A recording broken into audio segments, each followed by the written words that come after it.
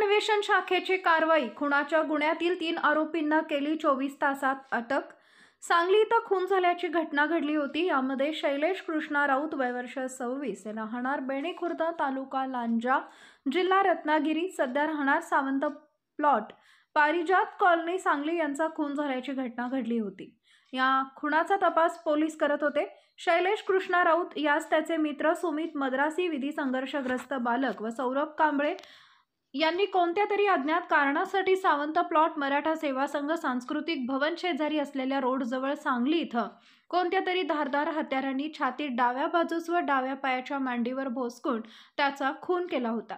या खुनाचा तपास हा स्थानिक गुन्हे अन्वेषण शाखेकडे सोपवण्यात आला होता।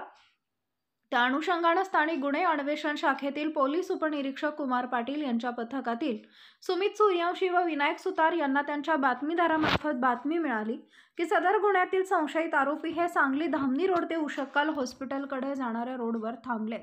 त्या अनुषंगाने स्थानिक गुन्हे अन्वेषण शाखेच्या पथकाने सापळा रचून त्या ठिकाणी संशयितरित्या थांबलेली 3 इसम दिसले असता त्यांनी सुमित संतोष मद्रासी वय वर्ष 23 राहणार इंदिरानगर झोपडपट्टी सांगली, सौरभ बाबासाहेब कांबळे वय वर्ष 22 राहणार 100 फुटी रोड त्रिमूर्ती कॉलनी सांगली आणि विधी संघर्षग्रस्त बालक अशा तिघांना ताब्यात घेऊन त्यांची विचारणा केली असता किरकोळ वादातूनच त्यांनी हा खून केल्याची कबुली दिली आहे।